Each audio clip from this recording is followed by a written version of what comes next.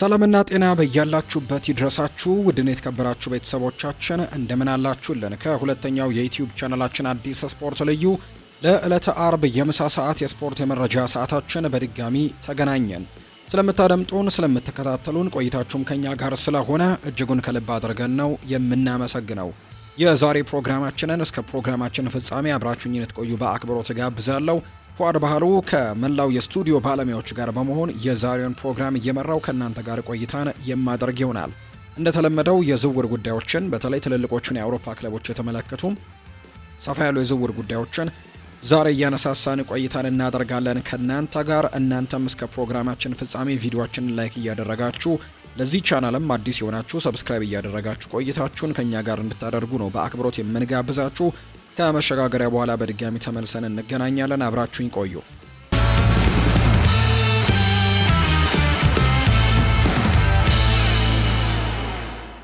ሊቨርፑል በክረምቱ ከፍተኛ ገንዘብ ቢያወጣም በ2026 ለአርኔ ስሎት ቡድን ተጨማሪ ተጫዋቾችን ማስፈረም ይኖርበታል። ለሙሐመድ ሳላ ተፎካካሪ የሚሆን የቀኝ ክንፍ አጥቂ የሚፈልግ ሲሆን ከዚያ በላይ ደግሞ ዋና ፍላጎት አዲስ የመሃል ተከላካይ መጨመር ነው። ለዚህም ማርክ ጉሂ አሁንም በክለቡ ተመራጭ እጩ ሆኖ እንደቀጠለ ይገኛል።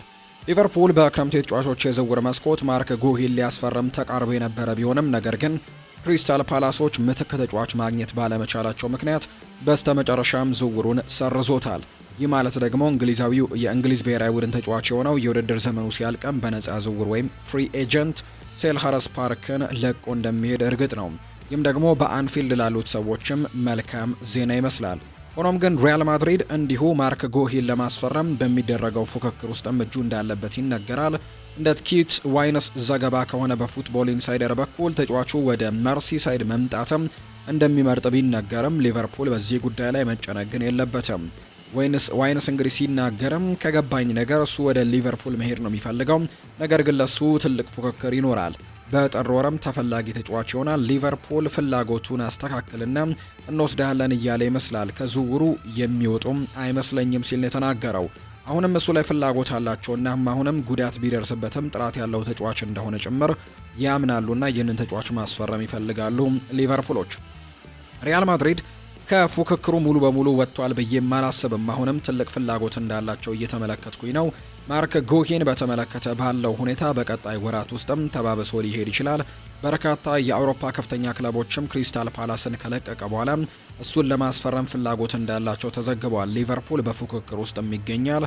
እናም ደግሞ አሁን ተመራጭ ቢሆንም ተጫዋቾቻቸውን ለማግኘት ግን በፍጥነት መንቀሳቀስ ሊኖርባቸው እንደሚችልና ከሊቨርፑልም ትልቅ ፉክክር ሊጠብቃቸው እንደሚችል ነው ኪት ዋይንስ መረጃውን እያጋራ እንደሚገኝ ዘገባዎቹ እየጠቆሙ የሚገኙት። ሌላኛው የምናነሳው ጉዳይ ደግሞ እንዲሁ የአስተን ቪላ ግብ ጠባቂ የሆነው ኤሚሊያኖ ማርቲኔስ በዚህ ዓመት በክረምቱ የዝውውር መስኮት ክለቡን ለቆ ሊሄድ ተቃርቦ እንደነበር የምናስታውሰው ጉዳይ ነው። አርጀንቲናዊው ግብ ጠባቂ ወደ ማንቸስተር ዩናይትድ ሊዘዋወር እንደሚችል ተዘግቦ የነበረ ቢሆንም ማንቸስተር ዩናይትዶች በመጨረሻም ሴኔ ላሜንስን አስፈረሙና ማርቲኔዝን በቪላ ፓርክ አስቀርተውታል። ሆኖም ግን በዚህ የውድድር ዘመን የብቃቱ ሁኔታ አጠያያቂ ሆኗል። እናም በክለቡ የረጅም ጊዜ የወደፊት እጣ ፈንታው ጥያቄ ውስጥ እንደገባን የተነገረው። ቪላ አዲስ ግብ ጠባቂ እየፈለገ ሲሆን በክለቡ የመጫወቻ ጊዜ ለማግኘት እየተቸገረ ያለን የፕሪሚየር ሊግ ተጫዋችም ለይተው አውቀዋል። ከፉትቦል ኢንሳይደር የወጣው ዘገባ እንደሚያመለክተው አስተን ቪላ የማንቸስተር ሲቲን ግብ ጠባቂ የሆነውን ጄምስ ትራፎርድን ለማስፈረም ፍላጎት ነው ያለው። ትራፎርድ በክረምቱ ከበርንሌ ወደ ኢቲሃድ ስቴዲየም ከተዘዋወረ በኋላ በዋናው ቡድን ውስጥም ከኤደርሰን ሞራይስ ጋር ለመወዳደር ይጠበቅ ነበር። ኤደርሰን በክረምቱ ክለቡን ለቆ ከወጣ በኋላ ጂያንሉጂ ዶናሩማ ከፓሪስ ሰን ዠርሜን ፈርሞ ወዲያውኑ የቁጥር 1 ግብ ጠባቂ ቦታውን ተረክቦታል። ይህ ደግሞ ትራፎርድን ወደ ተጠባባቂ ወንበር እንዲገፋው አድርጎታል። በዚህ የመጫወቻ ሰዓቱም እንግዲህ ተጠባባቂ ላይ ተቀምጧል። አስተን ቪላ አሁን ይህንን አጋጣሚ በመጠቀም ለጄምስ ትራፎርድ ዝውውር ለመሞከር እየፈለገ ሲሆን በቪላ ፓርክ የማርቲኔዝ የረጅም ጊዜ ምትክም ሊሆን እንደሚችል ይሰማቸዋል። ማንቸስተር ሲቲ ትራፎርድ እድገቱን እንዲቀጥል በቅርብ ጊዜ ውስጥም ክለቡን ለቆ እንዲሄድ ዝግጁ ቢሆንም ይህ የሚሆነው ግን በውሰት ዝውውር ብቻ እንደሆነ ነው እየታመነ የሚገኘው ይላል መረጃው። የማርቲኔዝ የረጅም ጊዜ ምትክም ሊሆን እንደሚችል ትራፎርድን ገምተውታል። ስለዚህም ደግሞ እንግዲህ በውሰት ይለቃል ተብሎ ይታሰባል። አሁንም እንግሊዛዊው ግብ ጠባቂ ላይ እምነት አላቸው። እናም በረጅም ጊዜ ውስጥም ለሱ ጠቃሚ ሊሆን እንደሚችል ይሰማቸዋል ጄምስ ትራፎርድ ላይ። ስለ ትራፎርድ ብቃት ምንም ጥርጥር የለውም። እናም ለበርንሌይ በሻምፒዮንሺፕ ውስጥም ራሱን አሳይቷል። ግብ ጠባቂው አሁንም በፕሪሚየር ሊጉ ተጨማሪ እድሎችን እየፈለገ ሲሆን አስተን ቪላ ደግሞ ያንን ለመስጠትም ዝግጁ ነው። ለሱ ችሎታ ያለው ተጫዋችም በተጠባባቂ ወንበር ላይ ከማስቀመጥ ይልቅ በየሳምንቱ መጫወት ይኖርበታል። ከቪላ ጋር በመሆንም ኒውካስል ዩናይትድ እንዲሁ በቀድሞ የበርንሌይ ግብ ጠባቂ ጄምስ ትራፎርድ ላይ ፍላጎት ያሳዩ ናቸው። ተጨማሪ እንግዲህ መረጃዎችም እየወጡ ይገኛሉ። በቡንደስሊጋ ተጫዋች ሊፈለግ እንደሚችል የሚያሳዩ መረጃዎች ናቸው የወጡት። አስቶን ቪላ በጄምስ ጋርነር ላይ ፍላጎት አላቸው ብሏል። ፉትቦል ኢንሳይደር ነው ይህንን መረጃ ያወጣው። አስቶን ቪላ የኤቨርተኑን ኮከብ የሆነው ጄምስ ጋርነርን ለማስፈረም ፍላጎት እንዳላቸው የተረጋገጠ ጉዳይ ሆኗል። የወደፊት እጣ ፈንታውም አልተረጋገጠም። ጄምስ ጋርነር ከዳቪድ ሞይስ ቡድን ጋርም ያለው ውል ወደ ማብቂያው እየተቃረበ መሆኑ የሜዳው አጋማሽ ተጫዋችም በኤቨርተን ያለው የወደፊት እጣ ፈንታ ግልጽ አልሆነም። የቀድሞ የማንቸስተር ዩናይትድ አካዳሚ ምሩቅም በሚቀጥለው ዓመት በክረምት በነፃ ወኪል ወይም ፍሪ ኤጀንት ለመሆንም ተዘጋጅቷል። እናም የፕሪሚየር ሊግ ክለቦች በሚቀጥለው ዓመት እሱን ለማስፈረም እድሉን እየተመለከቱ ነው። በጥር ወር ጄምስ ጋርነር ለቅድመ ውል ስምምነትም ወይም ፕሪ ኮንትራት አግሪመንትም ከሌሎች ክለቦች ጋር ለመነጋገር ይፈቀድለታል። እናም አስተን ቪላ ከኖቲንግሃም ፎረስት ጋር በመሆን ይህንን አጋጣሚ ለመጠቀምም ዝግጁ ናቸው። በአሁኑ ጊዜ ኤቨርተን ያለው ጥቅም ውሉን በሌላ አንድ ዓመትም የማራዘም ያላቸው አማራጭን መጠቀም መቻላቸው ነው። ይሁን እንጂ ውሉ ወደ ማብቂያው እየደረሰ ያለ ተጫዋች ሌላ ቦታ እንዲሄድም በሌሎች ክለቦች በቀላሉ ሊስብ ይችላል። ከክለቡ ውጪ የሚደረጉት ንግግሮች ትልቅ ስጋት ሊያስከትሉ ስለሚችሉ ኤቨርተን ስለ ጄምስ ጋርነር የወደፊት እጣ ፈንታ ይጨነቃል ተብሏል። የአሁኑ ብቃት ጄምስ ጋርነር በዚህ የውድድር ዘመን በ11 የፕሪሚየር ሊግ ጨዋታዎች ለቶፊዎቹም አንድ ጎል አስቆጥሯል። አንድ ደግሞ ለጎል የሆነ ኳስ አመቻችቶ አቀብሏል። ሞይስ በቅርቡ የጄምስ ጋርነር ብቃትን ሲያመሰግኑ እንደነበር ዘ ክሮኒካል መረጃውን ዘግቦታል። እኔ ከመጣው ጀምሮ ድንቅ ነበር፣ ምናልባትም ያን ያክል ጥሩ እንደሆነም አልተገነዘብኩም ነበር ይላሉ አሰልጣኝ ዴቪድ ሞይስ ሲናገሩ። እናም በጣም ጥሩ ብቃትን እያሳየ ነው ብለዋል። በሜዳው አጋማሽ ላይ ምርጥ ተጫዋች ነው፣ ሙሉ ተከላካይም ሆኖም ያገለግላል። በቅርብ ጊዜ ውስጥም በእንግሊዝ ብሔራዊ ቡድን ውስጥም ሊካተት ይችላል የሚል ወሬ እየተነገረ መሆኑን ሰምቻለሁ። እየተናገርኩ ያለሁት ጄምስ ጋርነር ምናልባትም ወደፊት ለብሔራዊ ቡድን የመጠራት እድል ካላቸው ወጣት እንግሊዛውያን አማካይ ተጫዋቾች አንደኛው ነው። ለእኛ በጣም ጥሩ ስራን ሰርቷል። እናም በጣም ጠቃሚ ሁኔታ ላይም እየተጫወተ ነው። ጄምስ ታርኮውስኪና ጆርዳን ፒክፎርድም በአዳዲስ ኮንትራቶች ከታሰሩ በኋላ ኤቨርተን ጄምስ ጋርነርን በክለቡ ለማቆየትም ተመሳሳይ ነገር ለማድረግም ዝግጁ ነው። በቪላ ፓርክ የመሃል ሜዳ ማጠናከሪያዎችና አስፈላጊነት ከግምት ውስጥ በማስገባት የአስተን ቪላ ፍላጎት ትክክለኛ ይመስላል። ጄምስ ጋርነር ለአስተን ቪላ ሁለገብ ተጫዋችም ሊሆን ይችላል። እናም ኡናይ ኤምሪ እሱን ለማስፈረምም በፈለጉ ምክንያታዊ ሊሆን እንደሚችል ነው በርካታ ግምቶች እየወጡ የሚገኙት። ኒውካስል ዩናይትድ በክረምቱ የተጫዋቾች የዝውውር ገበያ ላይ ተጠምዶ የነበረ ቢሆንም የዝውውር መስኮቱ ከጥር ወር እንደገና ሲከፈትም ተጨማሪ ግዢዎች ሊኖሩ ይችላሉ። አሌክዛንደር ኢሳክ በብሪተን ሪከርድ በሆነ ዋጋ ወደ ሊቨርፑል መሸጣቸው የፋይናንስ ፍትሐዊነት ወይም ፒኤስአር ችግር እንዳይሆን አድርጎታል። እናም በዚህ የውድድር ዘመን ደግሞ እስካሁን ባሳዩት ብቃትም ማነስ ምክንያት ተጨማሪ ተጫዋቾችን እንደሚፈልጉ ነው የሚጠበቀው። ኒውካስል በክረምቱ ለማስፈረም ከሚሞክራቸው ተጫዋቾች አንደኛው ጄምስ ትራፎርድ ነው። ግብ ጠባቂ ወደ ሴንት ጄምስስ ፓርክ ሊዘዋወር እንደሚችል ቢነገርም በመጨረሻም ከበርንሌይ ጋር ስምምነት ላይ ከደረሱ በኋላ ወደ ማንቸስተር ሲቲ ተመልሷል። ሆኖም ግን ጂያንሉጂ ዶናሩማ ከፓሪስ ሰን ዠርሜን ከመጣ ወዲህ ግን ለመጫወት እየተቸገረ በመሆኑ በማንቸስተር ያለው ጊዜ በጥሩ መልኩ እየሄደለት አይገኝም። ጄምስ ትራፎርድ አሁን ላይ በማንቸስተር ሲቲ ያልተረጋገጠ የወደፊት ዕጣ ፈንታ እየገጠመው እንደሆነ መረጃዎች እየወጡ እንደሚገኙ ነው ዘገባዎች የጠቆሙትና እንግዲህ ይህ ደግሞ ኒውካስል ዩናይትድ በክረምቱ ያልተሳካለትን የማስፈረም ጥረትም ለማካካስ እድሉን ሰጥቶታል። ከቲም ቶክ በወጣ ዘገባ መሰረት እንደሚያሳየው ኒውካስል የክረምቱ የዝውውር መስኮት በጥር መጀመሪያ ላይ ሲከፈት የ23 ዓመቱን ግብ ጠባቂም ለማምጣት ሲል ከትራፎርድ ተወካዮች ጋር በድርድር ላይ ነው የሚገኘው።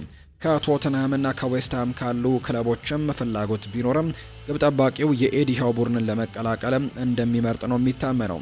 ኒውካስል በክረምቱ ለትራፎርድ ዝውውር ለመሞከር መወሰኑ አሁንም ካሉት ተፎካካሪዎች የተሻለ ጥቅም እንደሰጣቸውን የተገለጸው ግብ ጠባቂው በቀጣዩ ክረምትም ወቅት ለሚካሄደው የዓለም ዋንጫ በቶማስ ቱሄል የእንግሊዝ ብሔራዊ ቡድን ውስጥ ለመካተት ከፍተኛ ፍላጎት ስላለው በጥር ወር መውጫ መንገድን ለማግኘት እጅጉን እንደሚጓጓን የተዘገበው። ኒውካስል ትራፎርድን ማስፈረም ይችል እንደሆነ ለማየትም ይታያል። ነገር ግን ይህ ከተሳካ ከኒክ ፖፕ እና ከአሮን ራምስዴል ጋር በመሆን የከፍተኛ ቡድኑ ግብ ጠባቂ ይሆናል ተብሎ እንደሚታሰብ ነው መረጃዎች አሁንም እየወጡ እንደሚገኙ ዘገባዎቹም በትልቁ እያጋሩ የሚገኙት። የማንቸስተር ዩናይትድ ታሪካዊው አሰልጣኝ ሰር አሌክሳንደር ቻፕማን ፈርጉሰን በክረምቱ የፈረመው ተጫዋች ሴኔ ላሜንስን አድንቀውታል። እናም በአሰልጣኝ ሩበን አሞሪም ስርም ጥሩ ምልክቶች እየታዩ እንደሆነ ነው የገለጹት። ፖርቱጋላዊው አሰልጣኝ ባለፈው ዓመት ማንቸስተር ዩናይትድ የተቀላቀሉ ሲሆን በኦልድ ትራፎርድም አስቸጋሪ ጊዜያትን እንዳሳለፉም እየተመለከትን ነው የምንገኘው። ዩናይትድ ባለፈው የውድድር ዘመን በሊጉ 15ኛ ደረጃን ይዞ ያጠናቀቀ ሲሆን የዩሮፓ ሊግ ፍጻሜ ላይ ቢደርስም የፕሪሚየር ሊጉ ተቀናቃኛቸው የነበረው ቶትንሃም እሱ አሸንፎም የአውሮፓ ቻምፒየንስ ሊግን መቀላቀል ሳይችሉ ቀርተዋል። ማንቸስተር ዩናይትዶች በዚህ የውድድር ዘመን ከመጥፎ ጅምር በኋላ ቡድኑ ሁኔታውን መለስ አድርጎ በአሁኑ ጊዜ በ5 ተከታታይ ጨዋታዎችም ሳይሸነፍ ቀጥሏል። በዚህ ሳምንት ምንም እንኳን በኤቨርተን ቢሸነፍም ሩበን አሞሪም በዚህ የውድድር ዘመን ቸልሲና ሊቨርፑልን በማሸነፍም በእንግሊዝ ውስጥ በከፍተኛ ቡድኖች ጋር መወዳደር እንደሚችሉ አሳይተዋል። በክረምቱ የፈረሙት ብሪያን ኤምቤሞ፣ ማቲያስ ኩኛህና ቤንጃሚን ሸስኮ በክለቡ ፈጣን ተጽዕኖችን ፈጥረዋል። ነገር ግን ፈርጉሰን ከሁሉም በላይ ያስደነቀው የግብ ጠባቂው ሴኔ ላሜንስ ፊርማ ነው። ፈርጉሰን ሲናገሩ በፉትቦል 365 እንደተገለጸው ምክንያቶቹ ጥሩ ናቸው። አሰልጣኙ አንዳንድ ጥሩ ምልክቶች እያሳየ ነው። በተለይም ግብ ጠባቂው ድንቅ ነበር። 3 ወይም 4 ጨዋታዎች ብቻ ነው የተጫወተውና በጣም ጥሩ ይመስለኛል። በእርግጥም ብሪያን ኤምቤሞና ኩኛ ከወልቨስና ከብሬንትፈርድ የመጡ አዳዲስ ተጫዋቾች ለቡድኑ ብዙ ነገሮችን አድርገዋል። አሰልጣኙ የተወሰነ ስኬት እንዲያገኝም ተስፋ አደርጋለሁ፣ ምክንያቱም በዩናይትድ ስኬት ማግኘት ያስፈልጋል፣ ምልክቶችም እየተሻሻሉ ነው ብሏል። ተከታታይ ድሎችን ማግኘትና እንደ ዩናይትድ ያሉ ክለቦችም ሁልጊዜም የሚጠበቅ ነገር ይመስለኛል። ነገር ግን በመጠበቅና በትዕግስት መሻሻል በሚመጣበት ውህደት ውስጥም ካለፉ በኋላ አሁን እየተዝናኑበት ነው። ላሜንስ ለክለቡ 5 የፕሪሚየር ሊግ ጨዋታዎችን አድርጓል። በዋናው ቡድን ውስጥም አልታይ ባይንደርን ከተካ በኋላም ለዩናይትድ ትልቅ አሳሳቢ ችግር የነበረውን የግብ ጠባቂነት ቦታ መረጋጋት ሰጥቷል። ብስለትና ወጥነት ባለፈው የውድድር ዓመት የአንድሬ ኦናና ደካማ ብቃት የቡድኑ ሚዛንን ይጎዳው ነበር። ነገር ግን በዚህ የውድድር ዘመን ሴኔ ላሜንስ በግብ ክልል ውስጥም ብስለትን አሳይቷል። ይህም ደግሞ ክለቡ ለረጅም ጊዜ ያጣው ነገር ነበር ሲልም ነው የተናገረው።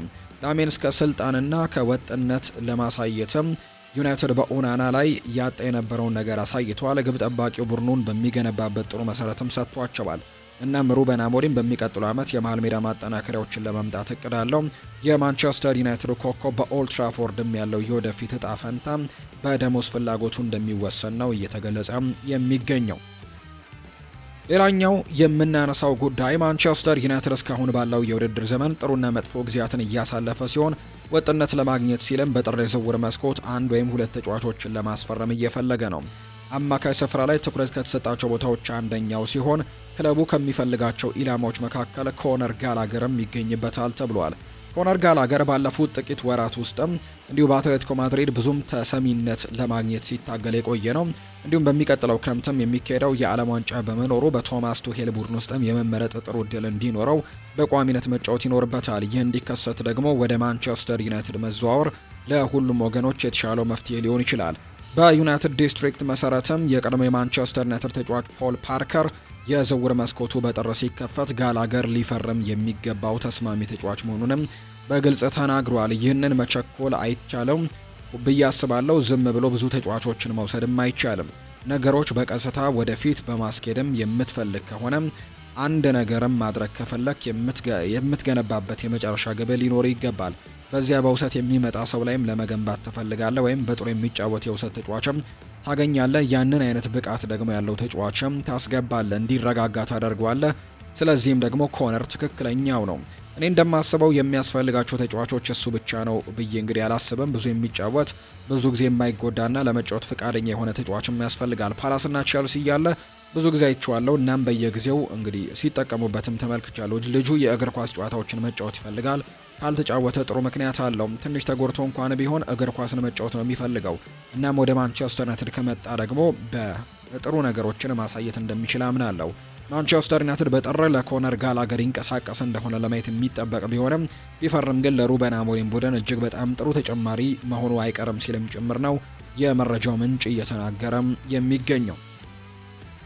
ሌላኛው የምናነሳው ጉዳይ ደግሞ ከቶትናም ሆትስፐርስ ጋር የተያዘ ጉዳይ ነው። እንግዲህ በክረምቱ አስደናቂ የዝውውር ስራ ቢያከናውንም የቶማስ ፍራንክ ቡድን መጠናከር እንዳለበት አሁንም ግን ግልጽ እንደሆነ ነው መረጃዎች የሚያሳዩት። በተለይም የመሃል ሜዳው ክፍል በ2026 በጥር ወር ወይም በሚቀጥለው ክረምት መታየት ያለበት ቦታ ነው። አማራጮችም እየተፈለጉ ነው። ፍራንክ በመሃል ሜዳው ላይ አንዳንድ አማራጮች ቢኖሩትም ሊሻሻሉ ይችላሉ። ቀደም ሲል በአትሌቲኮ ማድሪድ የሚገኘው የቀድሞው የቼልሲ ኮከብ ኮነር ጋላገር ስም እንግዲህ ብዙ ጊዜ የሚነሳ ሲሆን ነገር ግን በቅርብ ጊዜ መረጃዎች የሬንጀርሱ ኒኮላስ ራስኪንም ለማስፈረም ፍላጎት እንዳላቸው የታዩ ናቸው። በጥር ወር የማይቻለው ለፉትቦል ኢንሳይደር የወጣው ዘገባ እንደሚያመለክተው ፒተር ውርክ ቶተንሃም ራስኪንን በጥር ወር የማስፈረም እድሉ ዝቅተኛ ነው ብሏል። የዋጋ ቅናሽ እድሉ ነገር ግን ተጫዋቹ የውድድር ዘመኑ ከማብቃቱ በፊት ከሬንጀርስ ጋር አዲስ ውል ካልፈረመ በሚቀጥለው ክረምትም በተቀነሰ ዋጋ ነው ሊገኝ የሚችለው። ራስኪንን የሚፈልጉት ክለቦች በጥር ወር ያንን ያክል ገንዘብ ለመክፈል ፍቃደኞች ይሆናሉ ብዬም እርግጠኛ አይደለሁም። በውሉ ላይ 18 ወራት ቀርተውታልና እስከሚቀጥለው ክረምት ድረስም ሬንጀርስ ውስጥ ከቆየ በእርግጠኝነት የራስኪን ላይ ተጨማሪ ፍላጎቶች ይኖራሉ። እናም ደግሞ ያ ገንዘብን ለመቀበል ጊዜው ሊሆን እንደሚችል እገምታለሁ።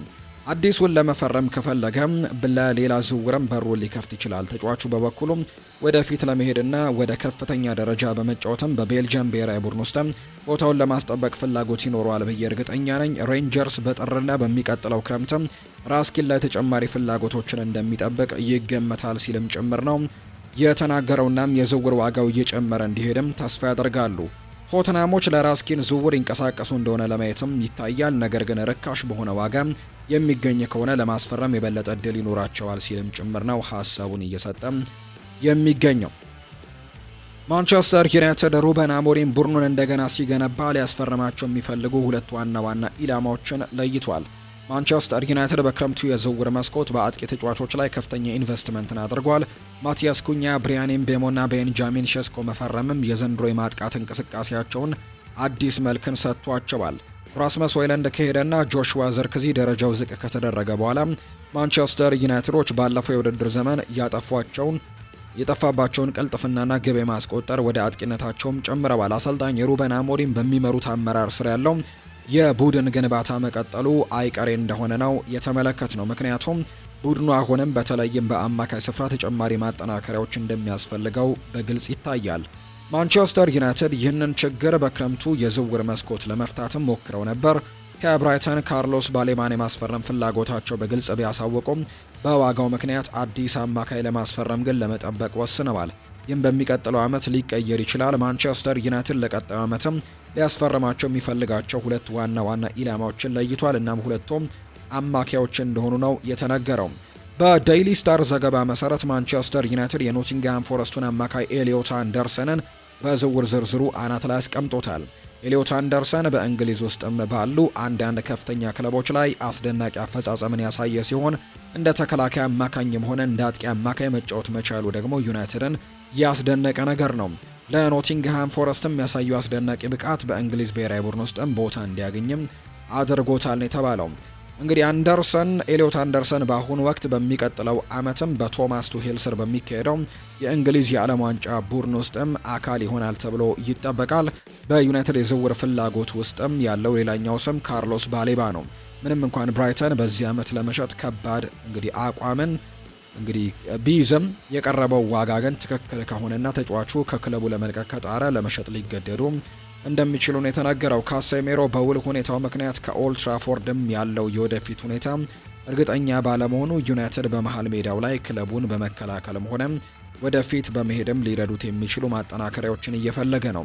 ሁሉንም ማስፈረም ይችሉ ይሆን የሚለው የሚታይ ይሆናል። እርግጠኛ የሆነው ነገር ግን ኤሊዮት አንደርሰን በብዙ ክለቦች ዘንድም ከፍተኛ ግምት የሚሰጠው ሲሆን እሱን ለማስፈረም ደግሞ ለዩናይትድ ከባድ ፈተና ይሆናል ተብሎ እንደሚታሰብ ነው መረጃዎቹ የወጡት። ማንቸስተር ዩናይትድ በጥር ወር ተጠምዶ ሊቆይ ይችላል። ሊፈርሙ ወይም ሊለቁ ስለሚችሉ ተጫዋቾችም በርካታ ወሬዎች እየተናፈሱ ይገኛሉ። የመጨረሻው ተመልክቶ ጆሹዋ ዘርክዚ በኦልትራፎርድ ደስተኛ ለመሆኑ ስለተነገረው ቀዳሚው ሊለቅ የሚችል ተጫዋች ነው። ዘርክዚ በዚያ ውድድር ዘመን ብዙም ትኩረት ለማግኘት ታግሏል። እንደ ቤንጃሚን ሼስኮ፣ ማቲያስ ኩኛና ሜሰን ማውንት በመሳሰሉ ተጫዋቾችም በአጥቂ ስፍራ ላይ ቀድመው ተሰልፈዋል። ይህ ደግሞ ለወደፊት ሕይወቱ ከፍተኛ ግምቶች እንዲሰጥም ምክንያት እንደሆነ ጭምር ነው የተደረገው። እናም መውጣቱ ሊሆን የሚችል ቢመስልም አሁን ግን እስከ ውድድር ዘመኑ መጨረሻ ድረስም ለመቆየት ዝግጁ ሊሆን እንደሚችል ይነገራል። በፉትቦል ኢንሳይደር መረጃ መሰረትም ፒተር ውርክ ቤንጃሚን ሼስኮ ከጨዋታ ውጪ የሚቆይበት ጊዜ እየታየ ጆሹዋ ዘርክዚ በሚቀጥሉት ሳምንታት የጨዋታ ደቂቃዎች ሊጨመሩለት እንደሚችሉ ነው መረጃውን ያጋራው። ከሳምንቱ መጨረሻም ከቶትናም ጋር በተደረገው አቻ ውጤት ቤንጃሚን ሼስኮ የተደረሰበት ጉዳት መጠን ሙሉ በሙሉ ምን ያክል እንደሆነ ለማወቅ እየጠበቁ ነው። መጥፎ ጉዳት ከሆነ ምናልባትም ዝርክዚም በዚህ የውድድር ዘመን ትንሽ ተረጋግቶ ስላልነበረ በቋሚነት የመጫወት እድል በር ይከፍትለት ይሆናል። በግልጽ እንግዲህ ነው ቤንጃሚን ሼስኮ ለረጅም ጊዜ ከሜዳ ውጪ ከሆነ ዩናይትድ ጆሹዋ ዝርክዚን ለማቆየት ሊወስን ይችላል። እናም እሱ ደግሞ በቡድን ውስጥ ተጨማሪ የጨዋታ ጊዜያቶችን ያገኛል። መውጣት ከፈለገ ግን ይህ ጥቆማ ተሰጥቶታል። ዩናይትድ በጥር ወርም አዲስ አማራጭ ለማምጣት ወደ ዝውውር ገበያው እንዲገባ ሊያስገድደው ይችላል ተብሏል። እስካሁን ምንም አይነት ውሳኔ አልተላለፈም። የጉዳቱ ክብደት ምን ያክል እንደሆነ ለማየትም መጠበቅ ይፈልጋሉ። ነገር ግን ቤንጃሚን ሼስኮ ለተወሰነ ጊዜ ከተጎዳ ከሜዳ ውጭ የሚቆይ ከሆነ ለጆሹዋ ዝርክዚ በማንቸስተር ዩናይትድ ቡድን ውስጥ ያለውን አሻራ እንዲያሳርፍ እድል ሊሰጠው ይችላል። በዝርክዚ ላይ ምን እንደሚሆን የሚታይ ይሆናል። ነገር ግን ማንቸስተር ዩናይትድ በጥር ወር ማንኛውንም መውጣት ከከለከለ እስከሚቀጥለው ክረምት ድረስም በሩበን አሞሪም ውስጥም መቆየት ይኖርበታል ተብሎ እንደሚታሰብ ነው መረጃዎች የወጡትና እንግዲህ በሚቀጥሉት ጊዜያቶች ላይ ውሳኔዎች ሊወሰኑ እንደሚችሉ የሚያሳዩ ነገሮችን ደግሞ እየሰማን ነው። ሊድስ ዩናይትድ በቅርብ ሳምንታት ውስጥ በፕሪሚየር ሊጉ የደረጃ ሰንጠረዥ ውስጥ እየተንሸራተተ ሲሆን ይህ ደግሞ የዋና አሰልጣኙ ዳንኤል ፈርከን የወደፊት እጣ ፈንታ ላይ ያለው ግምትንም ጨምሮታል። በቅርቡ ከኃላፊነቱ ሊነሳ ይችላልም ተብሏል። ዳንኤል ፈርከን ሊድስን ወደ ሻምፒዮንሺፕ ዋንጫ የመራ ቢሆንም በክረምቱ ሊተካ ይችላል የሚል ግምት ቢኖርም በ5 የፕሪሚየር ሊግ ጨዋታዎች በ4ቱ መሸነፉ በኤላንድ ሮድ ላይ ጫና ፈጥሮበታል። ምትክ አሰልጣኞች ቀድሞውኑ ተሰልፈው እየጠበቁ ነው። አሁን ደግሞ የጀርመናዊው አሰልጣኝ ቀጣይ ስራ የት ሊሆን እንደሚችል ግምት ተሰጥቷል። እንደ ዘገባዎቹ ከሆነ አንድሪያ ክላርክ እንግዲህ ፈርከ ቀደም ሲል በ2021 ወደ ፕሪሚየር ሊግ ለማምራት የረዳው ኖርዊች የተሰኘውን ክለብም ለማረጋጋት ተስማሚ አሰልጣኝ እንደሚሆን ገልጿል። ዳንኤል ፈርከ ምናልባትም ለእነዚህ ጥያቄዎች መልስ ነው አይደል? ሊድስ በዳንኤል ፈርከ ላይ እርምጃ እንግዲህ እንደሚወስድ እየተገለጸ ይገኛል። ከዚያም ደግሞ ወደ ቤቱ መጥቶ ኖርዊች ላይ ያለውን ሁኔታ ሊያስተካክል ይችላል። ምክንያቱም በዚህ የውድድር ዘመን በሆነ ወቅት ሊድስ ላይ ለውጥ ማድረግ ሊያስብ ይችላል ብዬ እርግጠኛ ነኝ። ወደ ክለቡ ተመልሶም ቡድኑን ለመታደግም ተስማሚው ሰው ይሆናል ተብሎ ይጠበቃል። ኖርዊች በቅርቡ ሊያም ሚኒንግን ከኃላፊነቱ ካሰናበተ በኋላ አዲስ አሰልጣኝ እየፈለገ ነው። ዳንኤል ፈርከ ደግሞ በካሮ ሮድ የተረጋገጠ የስኬት ታሪክ አለው። ስለዚህም እሱን ለመሾምም ፍላጎት ቢያሳዩ አያስደንቅም። ሆኖም ግን እሱ በአሁኑ ጊዜ በሊድስ ኃላፊነት ላይ ስለሚገኝ መጠበቅ ይኖርባቸዋል።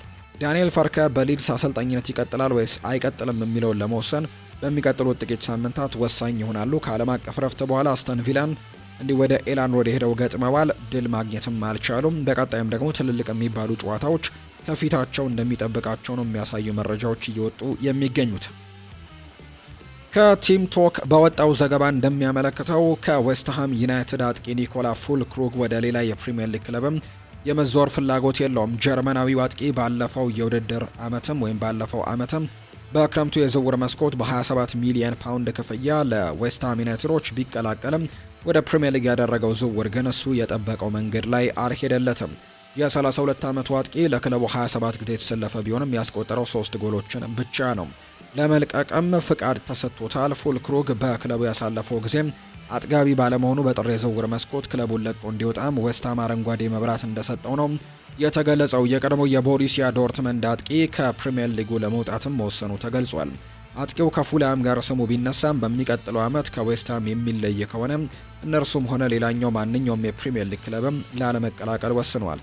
ጀርመናዊው አጥቂ ወደ ዌስትሃም ዩናይትድ ወደ ፕሪሚየር ሊጉ በመምጣቱ መጸጸቱን ገልጿል። እናም ደግሞ አሁን ላይ የጎል ማስቆጠር ብቃቱን መልሶ የሚያገኝበት ክለብም ለመቀላቀል ይፈልጋል። ቮልስበርግ እና ሃምበርግም አጥቂውን ወደ ቡንደስሊጋው ለመመለስም ፍላጎት ያላቸው ሁለት ክለቦች እንደሆኑ በዘገባው ላይ ተጠቅሷል። ለዌስትሃም ተስፋ ሰጪ መስሎ የነበረው ይህ ዝውውር አሁን ላይ ለክለቡም ሆነ ለተጫዋቹ ወደ ቅዠትነት ተለውጧል። ፉልክሩግ የኤሲ ሚላን አጥቂ የሆነውን ሳንቲያጎ ሂሚኔስን ወደ ዌስትሃም ዩናይትድ ለማምጣት በሚደረግ የተጫዋች ልውውጥም ውስጥ ሊካተት የሚችልበት እድል አለ። ከጀርመናዊው አጥቂ ጋርም ጉይዶ ሮድሪጌዝ ጋርም በጥር የዝውውር መስኮት ክለቡን ለቆ ሊወጣ የሚችል ሌላ የዌስትሃም ኮከብ እንደሆነ የሚያሳዩ መረጃዎች ናቸው እየተገለጹ የሚገኙት። ውድና የተከበራችሁ ቤተሰቦቻችን ሁለተኛው የዩቲዩብ ቻናል ላይ ትገኛላችሁ። አዲስ ስፖርት ልዩን ስትከታተሉ ቆያችሁ። በምሳ ሰዓቱ በዛሬው የአርብ ፕሮግራማችን እነዚህን መረጃዎች ወደ እናንተ አድርሰናል። በሌሎች ፕሮግራሞቻችን በድጋሚ ተመልሰን ደግሞ የምንገናኝ ነው የሚሆነው።